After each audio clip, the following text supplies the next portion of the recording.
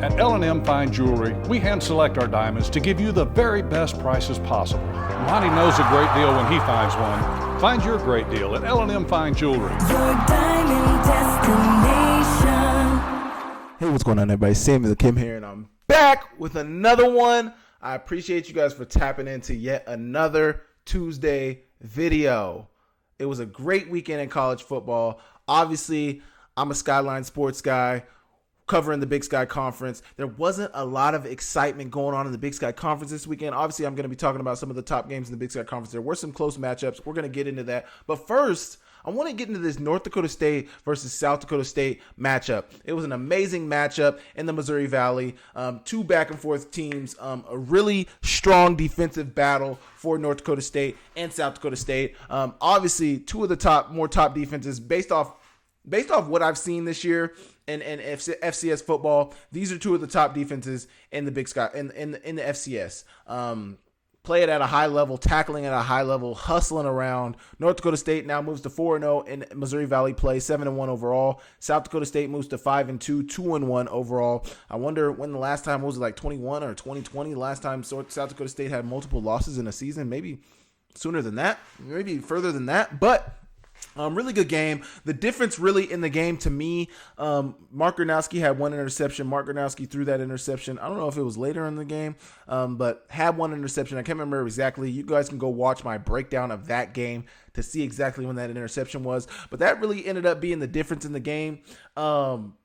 They ran the ball pretty successfully, 215 rushing yards for South Dakota State, only 112 rushing yards for North Dakota State. Obviously, we know sacks play into that. I don't think there were a ton of sacks from either team. I think maybe one sack for South Dakota State, maybe one sack for North Dakota State, maybe a few.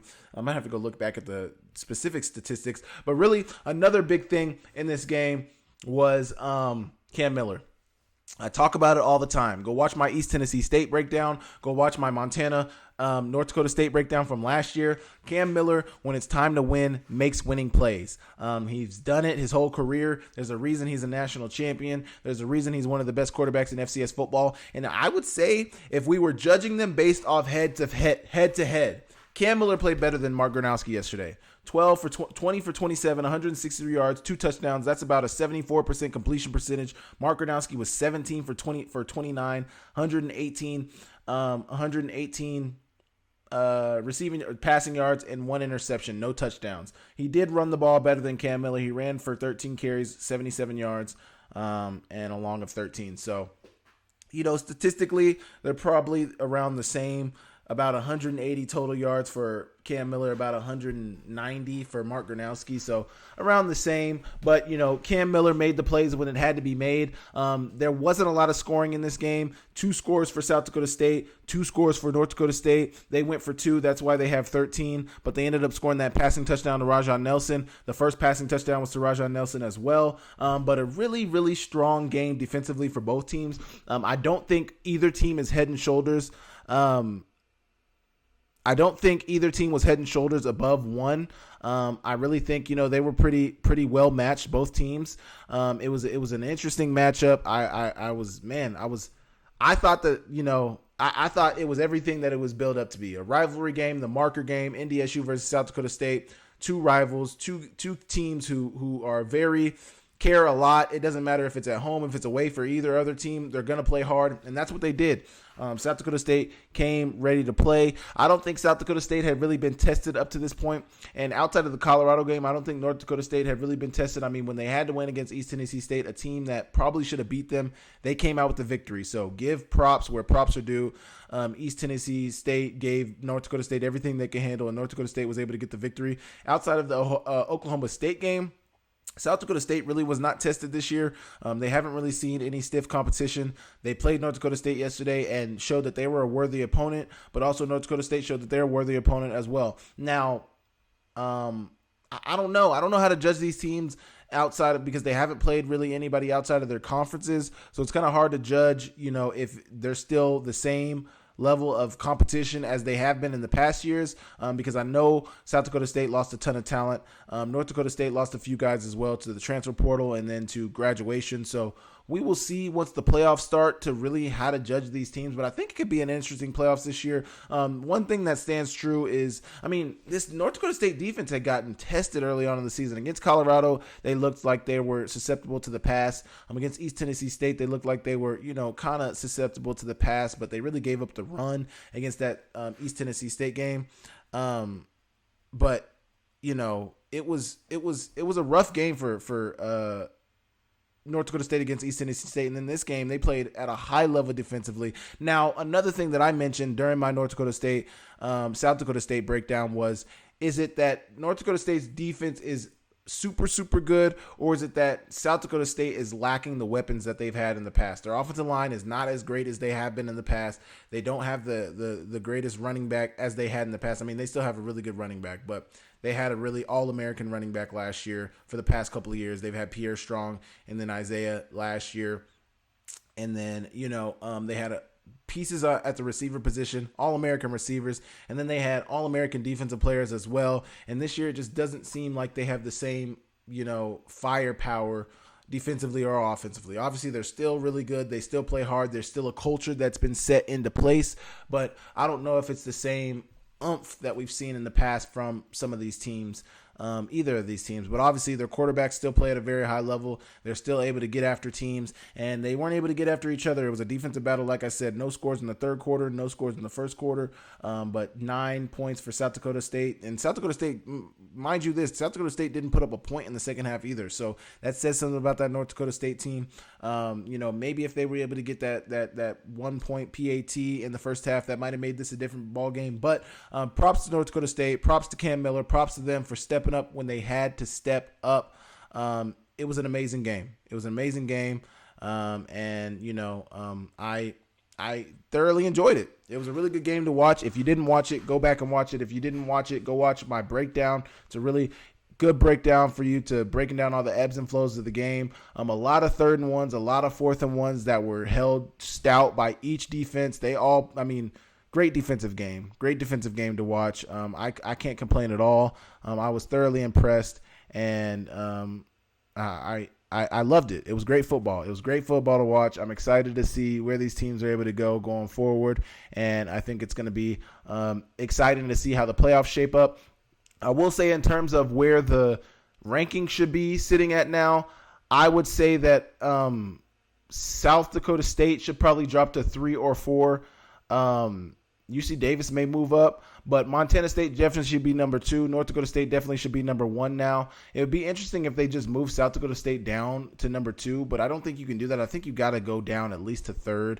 They're still one of the top teams in the country, but I think Montana State deserves. They're undefeated. They haven't lost a game, so I think at very least they deserve to be number 2. Obviously, North Dakota State just beat the number 1 team in the country, so that would move them to the number 2 spot. The number 1 spot, they got to be number 1. They're now 7-1. Obviously, Montana State's 8-0, but we will see. A lot of good football being played in the FCS right now. Very interesting outcome in that marker game. You guys let me know in the comments what you guys thought about that game. Did you guys think that North Dakota State was the better team, or did you think they got lucky? What did you guys think about South Dakota State? Do you guys think they look lesser than they have in the past few years, or do you think, it was just a good game all around, good defensive game? What did you guys think about that last drive from Cam Miller? Putting together a perfect drive, 7 for 7 on that drive. I think about 50 to 60 passing yards, and with the touchdown pass to Rajah Nelson to finish it off, a beautiful touchdown pass, beautiful pass. Please go watch that breakdown of that game. It was an amazing game from Cam Miller. Good game from Mark Gronowski. Not one of his better games, but obviously they got some things to clean up. Obviously, North Dakota State has some things to clean up, and they will move forward. South Dakota State still, I believe, has to play North Dakota, and they have to play South Dakota as well. So those could be some interesting matchups. North Dakota State still has to play South Dakota. They played North Dakota, and they played South Dakota State. So still some interesting matchups in the Missouri Valley. Those are the games to be looking out for going forward. But you guys let me know in the comments what you guys thought about this game, and I will move on. Okay, next we are talking about Montana State versus Portland State. I don't have a ton to say about this game. It was a really smooth victory for Montana State. Like I said, it was a down week in the Big Sky Conference. Obviously, there were some good games in the Big Sky Conference, but in terms of competitiveness, it was competitive, but in terms of, I didn't expect a lot of these games to be competitive, and they ended up being competitive. It's an interesting year for the Big Sky Conference. Outside of Montana State, there's a lot of back and forth going on in the Big Sky Conference of teams competing, jostling for position. Obviously, Montana was able to handle NAU, but they didn't roll past NAU last week. They won that game 31-20, but it wasn't a beatdown. Portland State beat Idaho State last week. Obviously, UC Davis rolled Cal Poly, but this week you see UC Davis getting in a dogfight with Eastern Washington. Idaho State narrowly losing to Northern Arizona. Idaho getting in a dogfight with Cal Poly. Sacramento State and Weber State getting in a shootout. We are talking about Montana State versus Portland State, and they rolled them. They beat up on them 44-14. Tommy Mellott played a really good game. Scott Ray Humphrey played a really good game. Scott Ray Humphrey had a career high 14 carries, not career high carries, but 160 yards, 2 touchdowns. Tommy Mellott was 15 for 20, 239 yards, 3 touchdowns. Really smooth game from Tommy Mellott. That's what you expect from him these days. He's a senior. He's played at a high level. Their defense played at a really good level. They might have lost another player. If anybody knows, leave it in the comments. What is wrong with Ty McCullough? I know he went down during the game. Interesting from that standpoint. Hopefully he's able to move forward and be healthy this year, but it was definitely a concerning look, given that this team has lost some players. Each week you see another player from Montana State going down, and it's just, it's going to become a game of attrition at this point. Like, who's going to be healthy at the end of the season? There's going to be some very healthy teams in the playoffs. I'm sure everybody's beat up by the time the playoffs get around, but, they're undefeated right now. They got some easy – they got a pretty manageable schedule going forward outside of their UC Davis date and their Montana State date or their Montana date as well, but they play Eastern Washington next week. No, they have another bye actually. So they play Eastern Washington in 2 weeks. So interesting for Montana State. They play that week 0 game. They end up getting 2 bye weeks. Really good for a team like them who's playing really good football, but also is stacking up on injuries. So hopefully able to get some people healthy. Sacramento State, Montana State, and then they play UC Davis. That UC Davis and Montana game for Montana State, those are going to be the 2 big tests for them to end the season. But Portland State, they moved to 1-3 in conference. They moved to 1-6 overall. They got the victory last week, obviously against Idaho State, riding high. Dante Sacheret put the team on his back, had 6 touchdowns, accounted for every score that they put up on the board. An absolutely amazing game for Dante Sacheret. Now they come back. They lose to Montana State at home. Tough game. They beat Idaho State at Idaho State's home. So a tough outcome for Portland State. They're struggling this year. They've went through it. They had the whooping cough incident. They lost that game. I don't really know what to say about this Portland State squad. They got a good quarterback. They don't really have a ton of good pieces offensively or defensively. I don't know much about their coaching outside of Robbie Houck being their special teams coordinator. I haven't really looked at their special teams, so I don't know really what to say about that. But decent game from Portland State, decent game from Montana State. I told you I didn't have much to say about this game. Montana State rolls. They moved to 8-0. I can't remember. Somebody can say in the comments. I know they posted it. I think it's like 1950 the last time they were 8-0. But looking really good, playing really good. Hopefully they can stay healthy. Hopefully they can get some guys back on the field after this bye. But they're looking good. They're feeling good. And they moved to 8-0. You guys let me know what you think about that. And I will move on. Okay, so next we are talking about Idaho and Cal Poly. Now, Idaho has been ranked pretty highly throughout the season. They've been ranked in the top 10, top 15 throughout the season, and they've been looking pretty good. They're 5-3 now. They're 2-2 in conference. They lost to Montana State. They also lost to UC Davis, so they're on the outside looking in of the Big Sky Conference standings, and honestly, I don't foresee them winning the Big Sky unless, some miraculous things happen and a lot of teams end up getting 2 losses. They could potentially still make the playoffs. They're a really good team. 24 teams obviously make the playoffs. So if you look at the strength of the Big Sky Conference, I think voters could still put them in the playoffs, but I don't see anybody outside of them, Montana, UC Davis, or Montana State making the playoffs out of the Big Sky Conference. They just got into a shootout with Cal Poly. Not a shootout, 34-29, but Cal Poly had a chance to win this game. There were some iffy calls in the game that, Idaho won the game. Give Idaho props. They won the game, played in the Kibbe Dome at home, but Cal Poly came out on fire, got a quick 14-0 lead against Idaho. Jack Wagner was 17 for 23, 347 yards, passing, 3 touchdowns and an interception. They had a receiver, Mark Hamper, 4 receptions, 103 yards. Jordan Dwyer had 7 receptions for 87 yards and a touchdown. Tony Harst had 1 reception for 65 yards, was not a touchdown, unfortunately. Giancarlo Woods had 8 receptions, 102 yards, and 2 touchdowns for Cal Poly. Their quarterback, Bo Kelly, was 29 for 41, 268 yards, 2 touchdowns, and an interception. So quarterback's really throwing it all over the place. They ran the ball not successfully for Cal Poly. Neither did Idaho. Cal Poly had 77 rushing yards. Idaho had 106 rushing yards. But, 1 turnover for each team. Let's look if there were any fumbles for either team. So 1 turnover for each team. That's really 2 turnovers for Idaho. So they had a fumble lost and they had an interception. Time of possession was pretty even.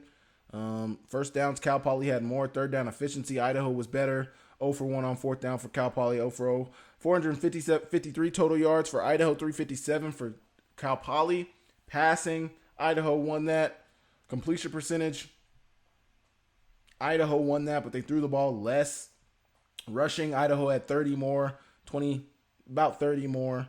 But, this game wasn't, it was pretty even penalties. Idaho had 80 penalty yards on 12 penalties, so that points to, discipline to a certain extent. But it's a rough outcome for Idaho and Cal Poly. Idaho didn't look great, and I've been saying it all year. Idaho's offense is really the problem for them. Obviously, they put up 34 in this game against a Cal Poly who doesn't play great defense. But 34 points you're never going to be mad at 34 points. Your quarterback threw for 350 passing yards, so that's good as well. Quarterback played well, and this is a Jack Wagner who hasn't been playing the highest level of football so far this season.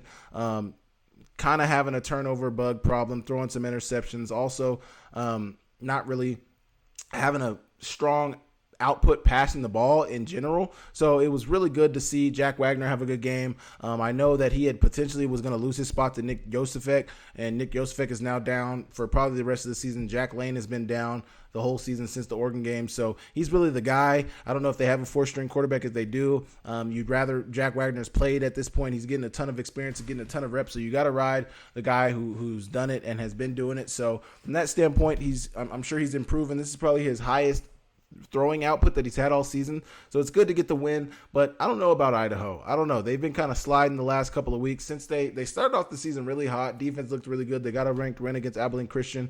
And then obviously everybody knew that Montana State was going to be the test for them. They lost to UC Davis, which is a game that I'm sure a lot of people had Idaho winning.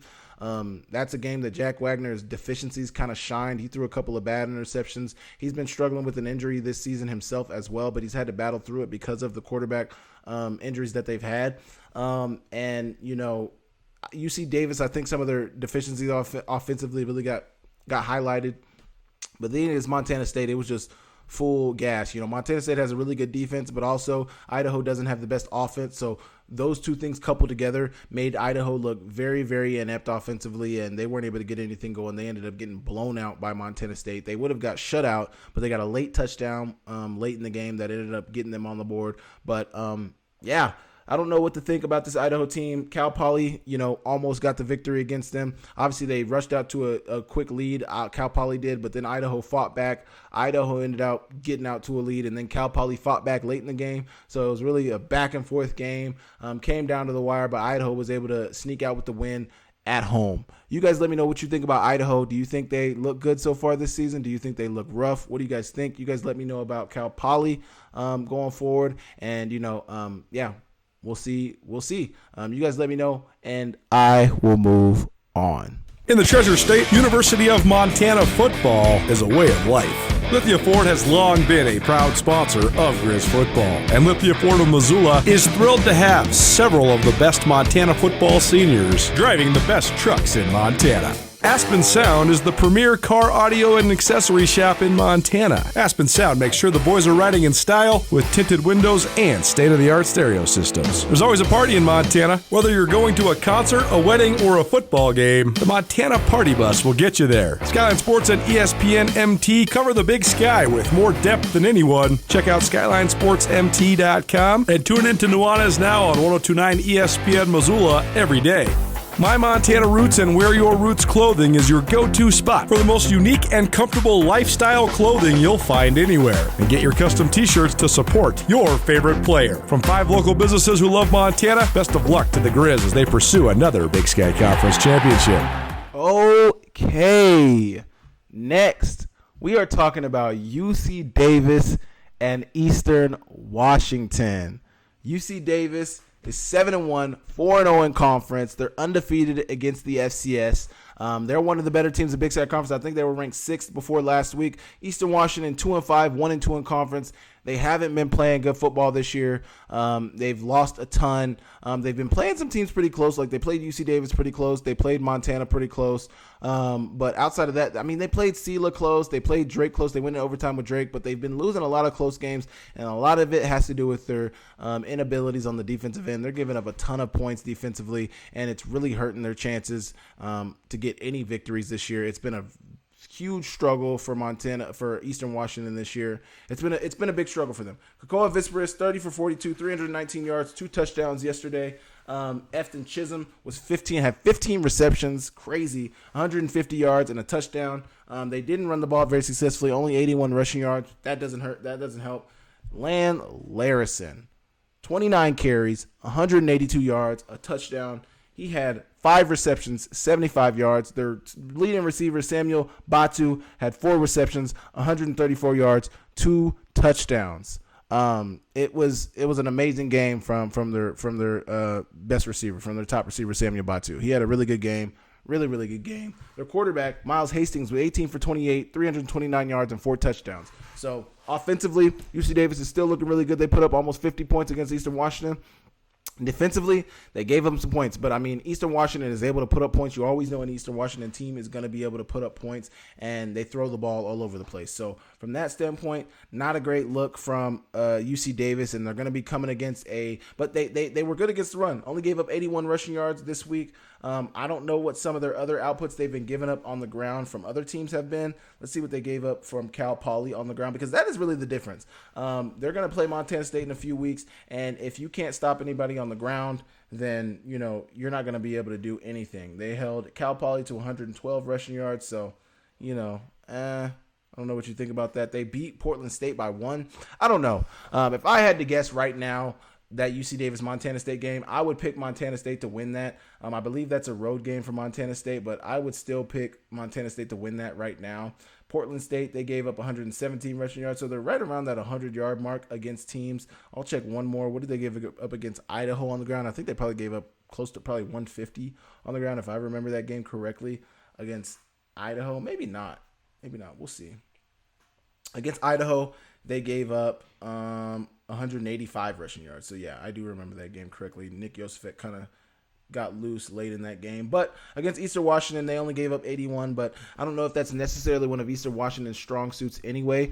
Eastern Washington is looking to pass the ball, and that's what they do at a high level, and that's what they did at a high level in this game. Quarterback throwing for 321 yards. So I don't know if they can stop the run, and I tell people all the time against a Montana State team, if you can stop the run, you can beat them.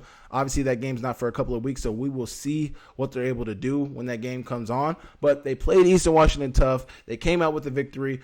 Obviously, you want to get the win. You'd rather get the win and correct the mistakes than lose, be sad, and also have to correct the mistakes. So they got the victory. They're sitting pretty at 7-1 right now, 4-0 in conference. Their next couple of opponents will be Northern Colorado next week. No, they have a bye. So UC Davis has a bye this week, and then they got Northern Colorado, and then they play Montana. So their next test comes at Montana. That game will be played on ESPN on ESPN2 on national television. So Montana, UC Davis is the next test for UC Davis. They shouldn't really struggle with Northern Colorado, but we will see. Northern Colorado beat Weber State. I don't think Weber State is necessarily UC Davis, but Northern Colorado, they're tired of being the doormat of the Big Sky Conference. So hopefully they'll keep bringing it 2 teams.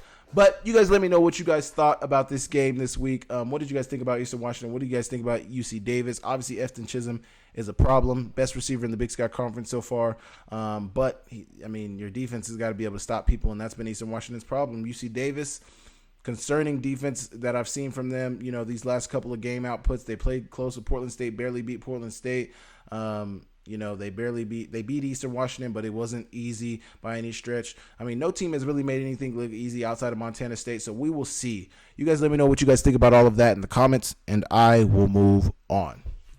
Okay, Sac State and Weber State got into a shootout on Saturday night. 51-48. Sac State putting their claim as one of the better teams in the Big Sky Conference. Not in the Big Sky Conference, but better than Weber State. They're tired of being kind of pushed around. They're 1-2 in conference currently. That was their first conference win, the victory against Weber State. Weber State moves to 3-5, 2-2 in conference play.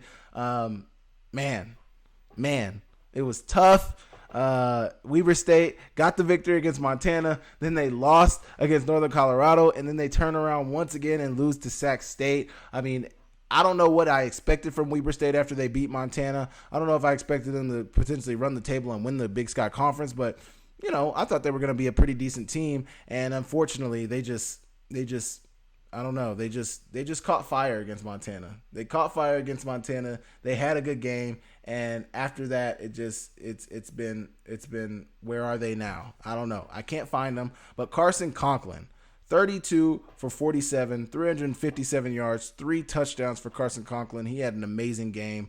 Elijah Tolliver, 19 carries, 141 yards, 3 touchdowns. He also had 11 receptions for 85 yards. Anderson Grover, 8 receptions, 136 yards, 2 touchdowns. An amazing offensive output from this Sacramento State offensive squad. But you know who else had a really big game? Damon Bankston, 25 carries, 235 yards, 1 touchdown. I mean, what? I think he had 1 reception for 18 yards. Yeah, but I mean, 234 yards for Damon Bankston. That might jump him up above Scott Ray Humphrey in rushing output. But Damon Bankston has been having a hell of a season. He's rushing at a very high level. He's looking like one of the better backs in the. I mean, it's a really big. It's a running back league this year in the Big Sky Conference. I think in the past there's been a lot of good receivers in the Big Sky Conference. I might be biased, but I think there's usually been some pretty solid receivers in the Big Sky Conference. But lately, Scott Ray Humphrey, Eli Gilman, Damon Bankston, 3 of the top running backs in the country, let alone the Big Sky Conference, been playing at a high level. Really, really good players in the Big Sky Conference. Jacob Sharp had 9 receptions, 119 yards, 3 touchdowns. And then Richie Munoz, 25 of 38, 211 yards, 3 touchdowns, 1 interception. Elijah Tolliver also had an interception. That's something I've also noticed. These running backs throwing these double passes, or these receivers throwing these double passes. UC Davis got an interception on Idaho on a double pass by a running back, and now Elijah Tolliver throwing an interception to kind of put a damper on a great day that he had. Nonetheless, Sac State got the victory by 3. Weber State took them down to the wire. That game was played in Sacramento, California. The line was 5, so Weber State covered. The over was 56.5. That hit. But a great game. Those odds are by ESPN Bet, but great game by Sacramento State, Weber State. I did not watch this game. Did anybody who's watching this, did you guys watch that game? What did you guys think? I actually had it on, but I think at the time that this game was being played, North Dakota State and South Dakota State was also playing, and then somebody else was playing during that time. Georgia, Texas was also playing, so I was flipping from those two, really keeping an eye on North Dakota State, South Dakota State. But, Sac State, Weber State, Weber State doing what they've been doing, putting up points. Sac State finally got their offense going. I know it's been a real struggle for Sac State to get their offenses going. They've been struggling. Carson Conklin's been trying to get his feet underneath him. I think Carson Conklin can be a really good quarterback in the Big Sky Conference, but it hasn't been what you thought it could be. They lost last week to Eastern Washington 35-28. They lost to Northern Arizona 34-16, and they beat Texas A&M Commerce 34-0. They beat Nichols, but they haven't had more than 35 points all season. 34 points. Their highest output up to that point was 34, and now they burst open for 51 points against Weber State. So, good game. Did you watch this game? What did you think of it if you did? Do you think Sac State is better than their record says, or do you think they're right around where their record says? I think they're right around where their record says. Weber State, what do you guys think about Weber State? They've had an interesting season. Interesting is the only word I know how to describe Weber State's season. They beat Montana. That's really their claim to fame this year. But outside of that, they've really struggled all year. So, Montana is still in running to get the Big Sky Championship if they can win all the games on their schedule. So can Montana State. So can UC Davis. So there's still a good race in the Big Sky Conference. It's not run away by any stretch. So we still got good football ahead of us. You guys let me know in the comments what you guys think about all of that, and I will move on. Okay, Last game I want to react to is Idaho State at NAU. NAU is 2-2 in conference. They're 4-4 overall. They've been playing pretty good football this year. They've been holding teams, staying close to teams, and obviously they stayed close to Idaho State. Idaho State stayed close to them, but it hasn't been a runaway, like it hasn't been super bad for them, but the games that they've needed to win, they haven't been able to win. They lost to Montana last week, 31-20. Tough game for them on the road. They lost to Idaho 23-17, another game on the road. They beat Sacramento State at home 34-16, so a good game from that standpoint. But then they lost to Incarnate Word on the road, so they're really struggling on the road. They play good at home. They're actually undefeated at home this year, but they've only played 1, 2, 3 home games so far this season. But they're 3-0 at home. But they're 3-4 overall, and they're 0-4 on the road. So they haven't won, or they're 4-4 overall. They're 4-4 overall. So they won that at home.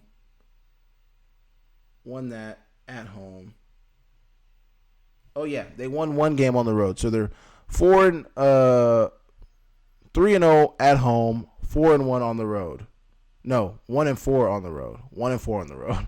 3-0 at home, 1-4 on the road. So they've lost all 4 of they've won 1 road game, 1-4 on the road. So they've played 5 away games, only 3 home games though. So that's tough too. Scheduling is tough for them, but they played some really good teams. Incarnate Word is a good team. Idaho's a good team. Montana's a good team. And Idaho State, I don't think is as bad as a lot of people think, even though they're 3-5, 1-3 in conference. It was a decent game, defensive game, I would say for the most part. Ty Pennington was 18 for 33, 265 yards. They rushed for 185 rushing yards. Ty Pennington was the leading rusher at 88 rushing yards, so a total of about 345, close to 350 total yards for Ty Pennington. Really good game from him. Seth Cromwell, 14 carries, 55 yards, 2 touchdowns. Darvin Hubbard, 11 carries, 38 yards, and a touchdown. Kobe Tracy of Idaho State, 18 for 38, 271 yards, 2 touchdowns, and an interception. Interceptions in games that are close are really the difference maker. They ran for 115 yards, so not great from that standpoint, but I don't know how many sacks they took, so take that into account as well. Christian Fredrickson, 4 receptions, 100 yards, and a touchdown. Isaiah Eastman of Northern Arizona, 3 receptions, 75 yards. Colby Katzis, 8 receptions, 73 yards. Brzee White, who I think will be an all-conference tight end, 3 receptions, 61 yards. I haven't really seen any tight ends. Oh, let me take that back. Rohan Jones, who will probably be a first-team all-conference tight end. If he's not, I could see Brzee White being that, but just given that Montana State's probably going to be one of the top teams in the conference, I could see their coaches having more of the votes and having more way on where guys end up. But Rohan Jones, Brzee White, 2 of the top tight ends in the Big Sky Conference. But decent output from both offenses. NAU, it was interesting, man. NAU blatantly missed a field goal. The refs reviewed it, and it still ended up being called a good field goal. So from that standpoint, I don't know. Like, that is troubling for the Big Sky refs, and you're not really able to talk as coaches. I'm a media member, so I can say what I want. But as coaches and players, you can't talk on the refs. Your school could get fined. So I don't know. I didn't watch the post-game press conferences of either team, but I know missing a field goal, blatantly missing a field goal, the refs reviewing it. I don't know what type of angles they had, but if you review it, you can see that it was wide right. It wasn't over the upright to where you could see it's like, it's hard to judge when it goes over. No, it was outside of the upright, blatantly missed field goal, and they reviewed it and called it good. They reviewed it and called it a good field goal. I don't know. Seems like some home cooking there for NAU. They were at home. They got the victory at home. Good for them, but that's tough for Idaho State, especially in a close game. If they miss that field goal, they give them those 3. Who knows? Idaho State's may be able to tie the game up, maybe able to get a field goal to win the game. Who knows? I don't know. I didn't watch that game. I had that game on as well because I do the multicast, so I had that game on as well, but I was flipping through some other games, like flipping between other games outside of that game, so I didn't have my eyes locked on that game, but that is tough for Idaho State. Tough for Idaho State, who moves to 1-3 in conference. NAU's 2-2 in conference. Those 2 losses come from Idaho and Montana, but we will see. Don't have much to say about this game. I thought that field goal was really was a little weird. Tough way for Idaho State to lose that game is on a potentially missed field goal that was counted good. I I'm sure there may be some more talk about that, but we will see. You guys let me know what you guys thought about that game in the comments, and I will move on. Okay, next, I want to talk about my Big Sky poll after week 8. Now, there's a little bit of movement in this poll, but I think it's been pretty consistent, and I think this one won't really shock a lot of people. I did move some teams around. I moved a team down. I moved a team up, but pretty consistent. At 1, I have Montana State. At 2, I have UC Davis. At 3, I have Montana. At 4, I have Idaho. So if you remember, Idaho was 3 last week. Montana was 4. That NAU game was a little. I honestly should have had Montana above Idaho because Idaho had taken a loss, but Idaho still hasn't played Montana. I don't know. It was weird last week. After watching Idaho against Cal Poly, I felt it necessary to move them down another spot. But Idaho at 4, Northern Arizona at 5, Sacramento State at 6, Weber State at 7, Eastern Washington at 8, Idaho State at 9, Portland State at 10. You got Northern Colorado at 11, and I have Cal Poly at 12. So, yeah. Montana State 1, UC Davis 2. I think those are locks. Montana at 3, I think, is also a lock right now based on how all these teams have been playing. It's obviously Montana State and UC Davis's conference to lose right now, but we will see how that shapes out. Idaho at 4. I don't really feel comfortable moving them below 4 because they beat Northern Arizona. I believe they're better than Sacramento State. I believe they're better than Weber State. I think this is the point in the season where the conference really starts to establish itself and teams start to separate themselves from the rest. Montana State and UC Davis have really separated themselves from the rest of the pack. Montana is right there, but we won't truly know until they play those two teams. That Weber State loss really does not look good for Montana. Save for that game, them losing that game. Montana's right there with those teams, but defensively, I think UC Davis and Montana State are a little a bump ahead of Montana right now. Idaho, Northern Arizona, Sacramento State, Weber State, Eastern Washington. Eastern Washington is just not able to get things going. Weber State's hanging around. Sacramento State and Northern Arizona are the really two right there in the middle of the pack where it's like, they could beat somebody, they could upset somebody, but they're not better than Idaho, Montana, UC Davis, and Montana State. And then Idaho State, Portland State, Northern Colorado, and Cal Poly are just the bottom of the conference right now.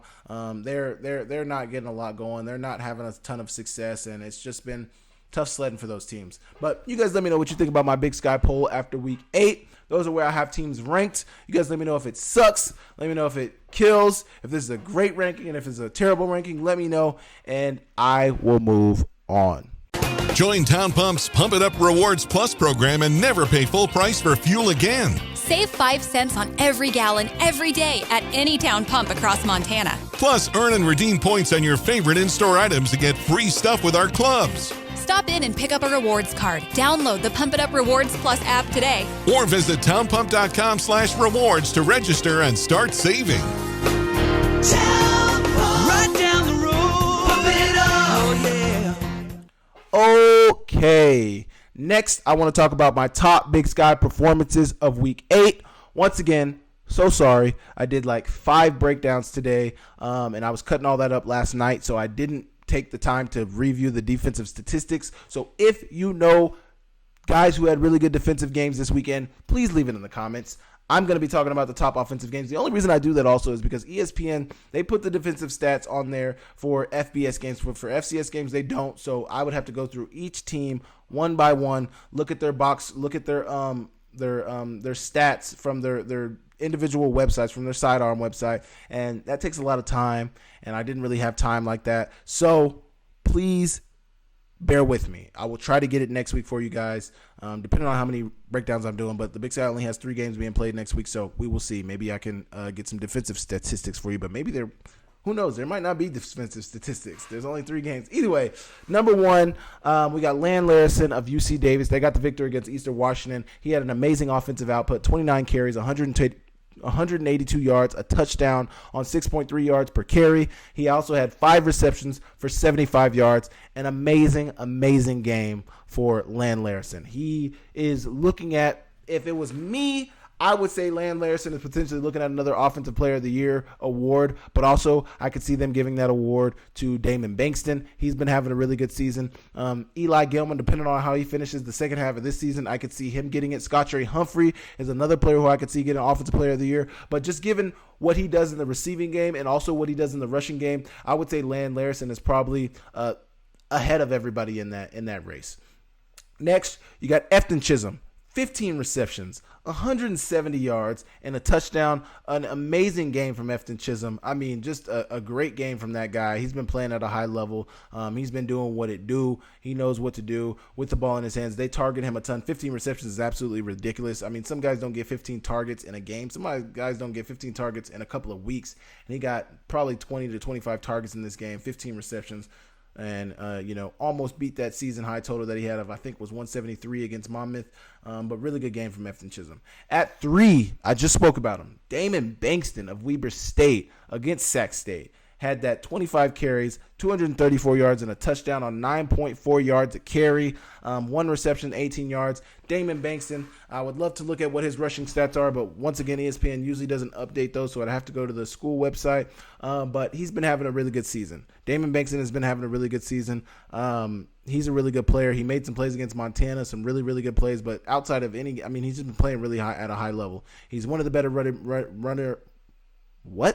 He's one of the better running backs in the conference, and he's sitting at the top with him, Scottrey Humphrey, and Eli Gilman as those top running backs in the Big Sky Conference. Obviously, Montana was on a bye this week, so I'm sure Damon Bankston's probably ahead of him now, and he might even be ahead of Scottrey Humphrey. But Scottrey Humphrey just rushed for 160, so I don't know. Scottrey Humphrey's been having a really good season. At number 4, we got Miles Hastings of UC Davis. 18 for 29, 329 yards, 4 touchdowns.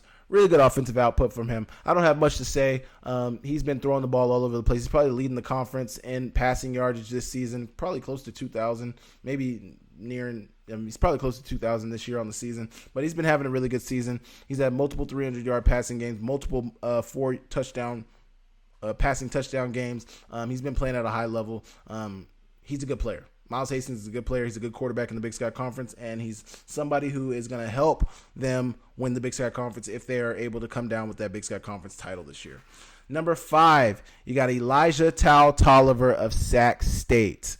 19 carries, 141 yards, 3 touchdowns, 11 receptions, 85 yards. I did just react to that game, and he did have an interception. I don't know what the pass play was or what the play was that he had an interception on, but Elijah Tolliver did have an interception. But outside of that, had about 226 total yards of offense, 3 touchdowns on 30 touches. So that's a really, really good game output. I mean, putting up the yardage, that's something that you see from Land Larson each week. Land Larson had more touches, 34 touches, but he also had more yardage. So really good game from both guys. I'm not trying to downplay anyone, but Elijah Tolliver did get in the zone 3 times with 200 total yards of offense. So really, really good output. Last but not least, another Sac State player, Carson Conklin of Sac State, the quarterback, 32 of 47, 357 yards and 3 touchdowns. Really, really good game from Carson Conklin. It's been an interesting season for Carson Conklin. He's been trying to get things going. It hasn't necessarily clicked for him at all times of the season. NAU was a bad loss that they took this season, and they lit him up. Then they lost to Eastern Washington, so they lost a couple in a row after a bye. And maybe they could get things going, and they didn't get things going. And they were really lighting them up against that NAU squad. Eastern Washington really just got the best of them. They were able to get back on the right side of things, beating Weber State. But Carson Conklin had a really good game, 350 yards, 3 touchdowns. Great job. Is there anybody defensively that you guys know? If you do, leave them in the comments. Otherwise, what do you guys think about these top offensive performers in the Big Sky Conference? Let me know if I missed anybody offensively, and I will move on. Okay. Last but not least, I want to preview the Week 9 Big Sky Conference games being played. There's only 3 games being played. Montana at Northern Colorado, Sacramento State at Idaho, and Eastern Washington. Idaho State, Sacramento State at Idaho State, and Eastern Washington at Idaho. First up, we got Montana at Northern Colorado. That game is being played at 1 p.m. on ESPN Plus in Greeley, Colorado. 5-2 Montana takes on 1-6 Northern Colorado. I would say Montana should win this game by at least 25-30. If I did my pregame score during the pregame show, I would probably say 45 to 10, maybe 45-7. Montana should win that game. That's a game that Montana should really flex their muscle and really show how good their offense is, but also show the improvements that their defense has been showing. They showed some defensive improvements against Northern Arizona. They should continue showing those improvements. They've had a bye week now. Hopefully they've been hammering some of the fundamentals with their team. Hopefully some of their team was also able to get healthy, but really need Montana and Northern Colorado. Really, if Montana wants to be one of the better teams in Big Sky Conference, if they want to be where they think they should be, they got to come down with they got to make that game not look close at all. It can't look close. It can't look like, they struggle with them. Obviously, Northern Colorado beat Weber State. Weber State beat Montana, so we will see. But that game is being played at 1 p.m. I would pick Montana to really handle that game, but you don't know. It's college football. Any Saturday, anything could happen. You guys let me know what you think about that. Sacramento State at Idaho State. 3-4 Sacramento State takes on 3-5 Idaho State. That's going to be a close game. I think that's going to be a close game. Idaho State can put points up. They've been playing pretty decently. That game's going to be played in Pocatello, Idaho on ESPN Plus at 4 p.m. I think Sacramento State should win this game, even though it's on the road and they haven't been playing great this year. I would pick Sacramento State to win that game, but I think it's going to be close. Northern Arizona beat Sacramento State, and they just got into a close 4-point game with Idaho State. I would pick Sacramento State to win that game. A touchdown maximum. I think Sacramento State's going to win that game. If they do win that, they could win it by multiple touchdowns, but I think it'll be by 7 to 10, by most 10. They'll win that game by. Idaho State's been playing people close. They just don't have enough. They just don't have the horses to really get it over the top. But I think it could be a close game, and Sacramento State should come out with the victory. That doesn't mean Idaho State can't upset them. Idaho State can certainly come out with the victory, but that'll be a pretty close game, I think. Last but certainly not least, we have Eastern Washington at Idaho. They're playing in the Kibbe Dome at 7 p.m. on ESPN Plus on Saturday. 5-3 Idaho takes on 2-5 Eastern Washington. This could be a close game, man. This could be a close game. Obviously, Idaho is better defensively than they are offensively. Eastern Washington is better offensively than they are defensively. So this is really strength on strength. A good offense at Eastern Washington against a good defense of Idaho. They got a good pass rush at Idaho. I don't know if I would say that Eastern Washington is going to win this game, but I think, once again, I think it's going to be close. And if I had to pick a game of the week, there's only 3 games again being played in Week 9. But if I had to pick a game of the week in the Big Sky Conference, it would be that Idaho versus Eastern Washington game. None of these games particularly make you want to jump out of your seat with excitement, but the Eastern Washington versus Idaho game could be an interesting game. Neither team is really in line to win the Big Sky currently. Eastern Washington certainly is not, but Idaho also is not. They both have 2 conference losses so far in the season. Idaho's 2 losses coming to UC Davis, and their other loss coming to Montana State, and then Eastern Washington's 2 losses coming to Sacramento State and Montana. So, no, not Sacramento State. Who'd they just lose to? UC Davis and Montana. But that's probably going to be the best game to watch this week. Efton Chisholm is a really good player. Jack Wagner seems like he's been coming along. Kekoa Vispris seems like he's also Kekoa Vispris has always been on the spot. But it's going to be a good game. I think it's going to be a good game. I don't think it's going to be a blowout. It could be a blowout, but I don't think it is going to be a blowout, just given how Eastern Washington can put up points. So that's a game for you guys to watch if you guys care about any of these games going on in the Big Sky Conference next week. You got Montana at Northern Colorado in Greeley on 1 p.m. on ESPN Plus. You got Sacramento State at Idaho State at 4 p.m. on ESPN Plus, and then you got Eastern Washington at Idaho at 7 p.m. on ESPN Plus. Make sure you guys tap into these games. Let me know what you guys think about them. What do you guys think is going to be the game of the week in your opinion? Let me know down below, and I will move on. Okay, I want to thank you guys once again for tapping in to my video this week. No under the helmet with any of the Grizz players this week because they are on a bye. So a lot of the guys were out of town. They asked that we don't do the show this week. We are going to be back next week. We had some technical difficulties, so I'm going to be doing Xavier Harris once again. He's going to be back on the show next week. So if you guys wanted to pull up, if you guys didn't make it the first time, you guys can come watch Xavier Harris. We're going to have Stevie Rocker next on the show, but we are doing Xavier Harris again, so I wanted to let you guys all know that will be recorded. We had some technical difficulties with the recording, so we actually already did talk to him and sit down with him, so I'm going to be making some changes with how, the conversation goes this next time, but we're going to have him on again so we can get a recording this time of us doing that. Other than that, it's been a really good week in the Big Sky Conference. North Dakota State obviously is a game I talked about at the beginning of the video, but talked about all that's going on in the Big Sky Conference. Montana State should move up to number 2 in the rankings. I record these on Sundays, so I don't know if the rankings come out until Monday, so we won't know until Monday, but we'll see what happens. Let me know what you guys think in the comments of the Big Sky Conference currently. Who do you think looks like the best team in the Big Sky Conference? Who do you think looks like a sleeper in the Big Sky Conference? What do you guys think about the last few weeks coming up? We got week 9, 10, 11, 12, 13, so 5 weeks ago in the schedule. Some really good football being played so far. Big bye week in the Big Sky Conference, so not a lot of football being played in the Big Sky Conference, but still football is being played. College football is going on, so it's always a good time when college football is going on. You guys let me know what you think about all of this. I will catch you guys next time. Thank you guys so much for watching my channel. Hit the like, hit the subscribe. Make sure you guys comment down below any thoughts you guys got, any suggestions you guys got. But more than anything, hit the notification bell so that you never miss a new video. And I will catch you guys next week. Thank you so much. See you later.